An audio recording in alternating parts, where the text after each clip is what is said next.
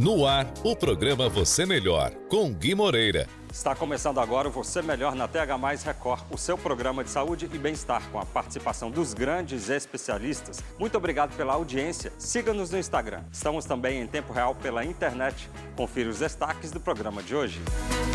Saiba mais sobre cicatrizes pós-cirúrgica com o cirurgião plástico Dr. Rodrigo Credidio. Veja como alcançar uma harmonização facial com aspecto de naturalidade com a doutora Grazi Lima. A médica Stephanie Soderberg revela como é feito o emagrecimento em pacientes com lipedema, a doença que provoca acúmulo de gordura em partes do corpo. Endometriose, a doença silenciosa que afeta milhões de mulheres. Saiba como lidar com essa condição com a ginecologista e obstetra doutora Natália Frari. Quando o assunto é educação, as pessoas autistas têm direito a uma série de benefícios. É o que você vai saber com a advogada Adriele Moura. Todas essas informações você confere agora no Você Melhor SP.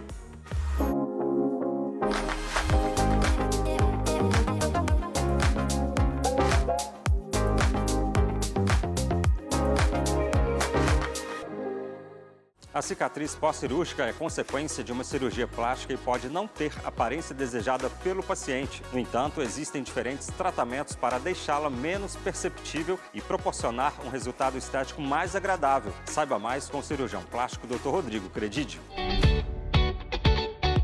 Olá, Gui Moreira, telespectadores, Dr. Rodrigo Credidio, cirurgião plástico.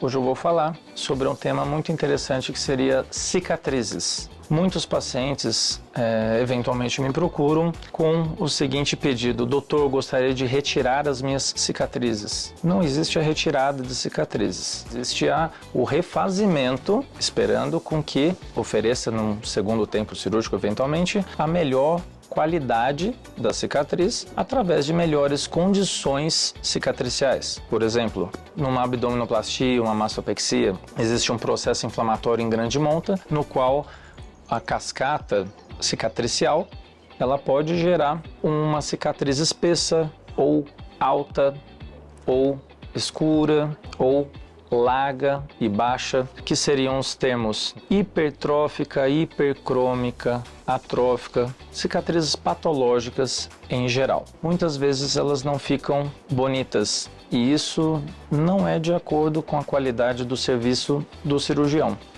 É muito comum pacientes também indicarem um médico: indiquei a minha amiga para você porque a minha cicatriz ficou ótima. Eu tenho que corrigir a paciente, porque a cicatriz ficou ótima não graças ao cirurgião, e sim graças à resposta biológica ao organismo de cada indivíduo. Existem cicatrizes que ficam imperceptíveis, praticamente desaparecem, como tem cicatrizes que ficam com aspecto estético desastroso. Nesse caso, existem recursos para tentar amenizar o padrão cicatricial, inestético no caso, conforme citado previamente, através de refinamentos. Eu deixei, ao longo dos anos, de utilizar fios absorvíveis, porque tinha mais chances de abertura, porque o absorvível o organismo tenta fagocitar, dissolver o fio. Então, gera-se processozinhos inflamatórios e às vezes a cicatriz pode ficar um pouquinho mais escura.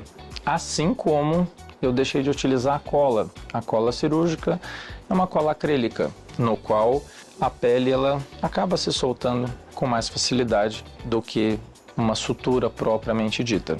Com meus anos de experiência, a melhor opção seria um fio de nylon com sutura intradérmica.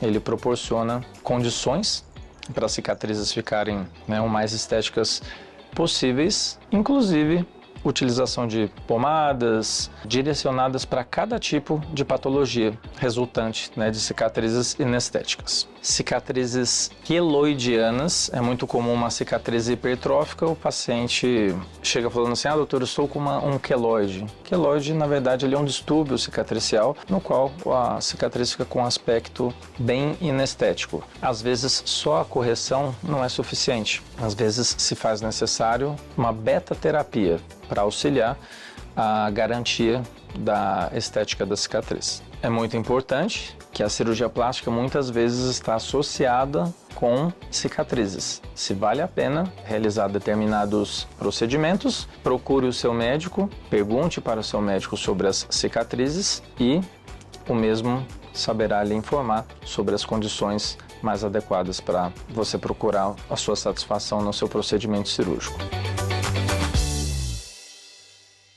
Realçar as características do rosto e conquistar uma aparência equilibrada e atraente. Uma combinação de procedimentos estéticos para quem deseja buscar a melhor versão de si mesmo. Tudo isso sem comprometer a individualidade de cada paciente. Veja agora como alcançar a naturalidade na harmonização facial com a doutora Grazi Lima. E eu recebo aqui no Você Melhor a doutora Grazi Lima, ela que veio falar de um tema que todo mundo gosta. Não é isso, doutora? Bom dia. Bom dia, é um prazer estar aqui no Você Melhor. E hoje eu vou falar um pouquinho sobre a harmonização facial, que é um tema que está super em alta. Doutora, para começar, responde pra gente qual a importância, né, da empatia aí do paciente que busca fazer a harmonização facial. É muito importante gerar, né, uma expectativa ali positiva. O que é isso? Analisar o paciente, entender realmente do que ele necessita. Às vezes ele vem em busca de algo, mas nem sempre é o que ele precisa. Então eu acho que é gerar uma conexão em si ali com ele, né? E através disso também ver as expectativas dentro da realidade, proporcionando um atendimento humanizado. E como alcançar uma harmonização facial com mais naturalidade? É sempre bom lembrar que a gente tem que respeitar sempre os traços naturais e também não ultrapassar a essência de cada paciente, tá? Porque todo indivíduo, ele contém a sua essência, né? Os traços, então a gente só tem que melhorar. Lembrando que as tendências são naturais e também evitando o exagero. E quais as transformações no rosto a harmonização facial pode proporcionar?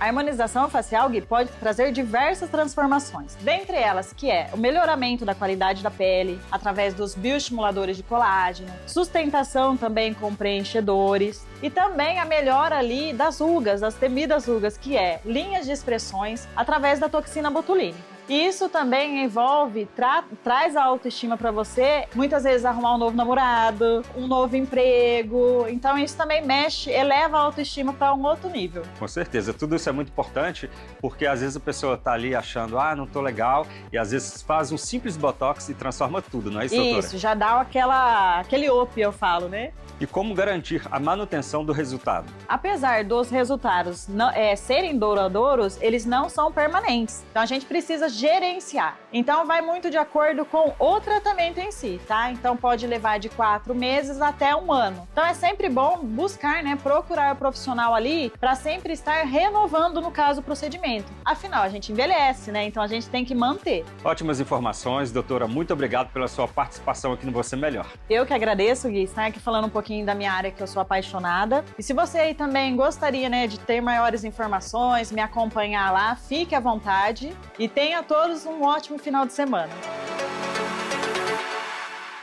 O lipedema é uma condição crônica que afeta milhões de pessoas em todo o mundo. Caracteriza-se pelo acúmulo de gordura nas pernas e braços, levando a dor, inchaço e dificuldade para se mover. Além disso, a condição pode tornar o emagrecimento um desafio, segundo explica a médica Stephanie Soderberg.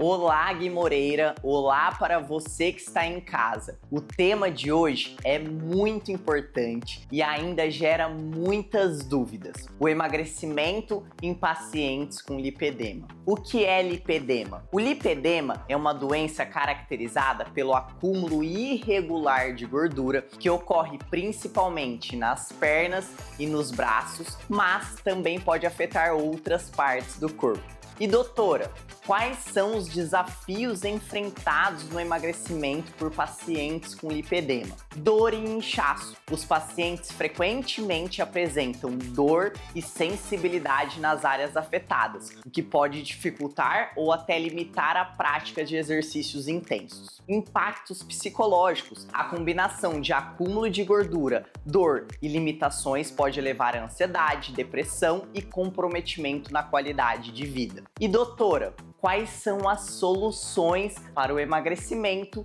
no lipedema? Uma dieta personalizada, o foco deve ser na redução da inflamação e no controle de carboidratos e sódio, além de ajudar na perda de peso. Essas mudanças melhoram a circulação e aliviam a dor e o inchaço. Exercícios físicos adaptados, técnicas complementares, massagens como drenagem linfática e tratamentos específicos com aparelhos podem melhorar o fluxo linfático e aliviar os sintomas. Obrigada e até o nosso próximo encontro.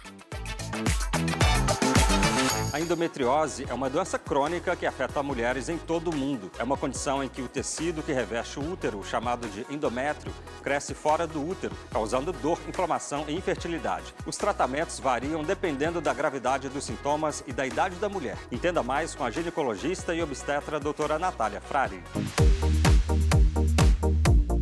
Olá, Gui Moreira. Olá para você de casa que me assiste. Eu sou a doutora Natália Frari e hoje vamos falar sobre um problema muito comum, mas ainda pouco diagnosticado, a endometriose. Se você sofre com cólicas incapacitantes, dor durante as relações ou dificuldade para engravidar, esse tema é para você. A endometriose é uma condição em que um tecido semelhante ao endométrio, que reveste o útero, cresce fora dele, causando dor e outros sintomas. Os sintomas mais comuns incluem cólicas fortes, que não melhoram com remédios comuns, dor pélvica crônica, dor nas relações e alterações intestinais ou urinárias durante a menstruação. O diagnóstico pode demorar anos, porque muitas mulheres acreditam que sentir dor é normal, mas não é. Avaliação clínica detalhada e exames de imagem como um ultrassom especializado são fundamentais. O tratamento pode ser clínico, com medicamentos e hormônios, ou cirúrgico, dependendo da gravidade. A boa notícia é que com o tratamento adequado,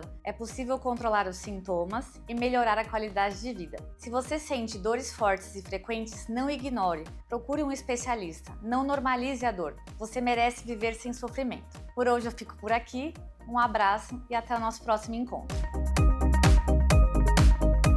A educação é um direito fundamental para todos, independente das suas habilidades ou necessidades. No entanto, para as pessoas com autismo, a educação pode ser um desafio. Por isso, é importante garantir direitos para essas pessoas. Quem traz as informações é a advogada Adriele Moura. Acompanhe.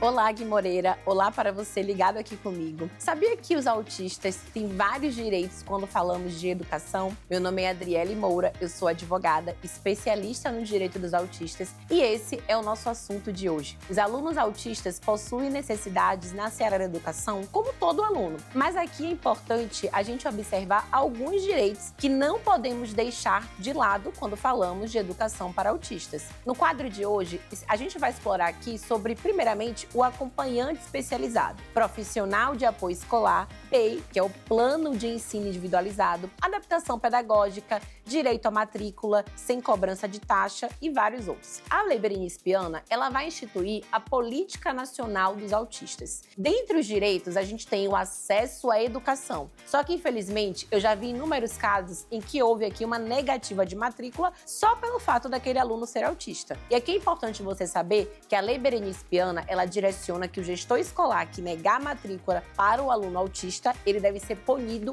com multa. Em sala de aula, pessoal, muitos autistas, eles vão possuir necessidade de um acompanhamento especializado. Quem são esses profissionais e o que é necessário para demonstrar a necessidade do seu familiar autista em ter um acompanhamento como esse. Porém, apesar da lei não especificar quem é o profissional especializado e qual prova deve ser direcionada para a gente poder comprovar essa necessidade, é importante você ter todo o histórico clínico do seu familiar, terapêutico, para poder direcionar para que a equipe multidisciplinar entenda de fato qual é o melhor caminho a ser utilizado nesse momento para o teu familiar autista. Devemos ter um profissional, no mínimo, com entendimento sobre inclusão, concorda? E também autismo. Temos aqui também adoções de medidas individualizadas, projetos pedagógicos para poder direcionar o atendimento educacional de forma especializada. Olha só, quando a gente fala sobre direito à adaptação pedagógica, a gente também pode aqui ter como base a Lei Brasileira de Inclusão. Pode parecer simples, afinal, se o aluno é autista, que aprende de modo diferente, ele precisa de uma adaptação para poder aprender. Não deixe de me acompanhar nas redes sociais. Estou sempre por lá passando informação para vocês. A nossa conversa de hoje, ela finaliza por aqui e até um próximo programa. O Você Melhor SP de hoje vai ficando por aqui. Obrigado pela sua companhia e audiência no interior paulista. Para rever nossas edições, escaneie o QR Code que está aqui na tela. Você Melhor, os grandes especialistas passam por aqui. Nos vemos na próxima semana aqui na tela da TH+ Record. Até lá!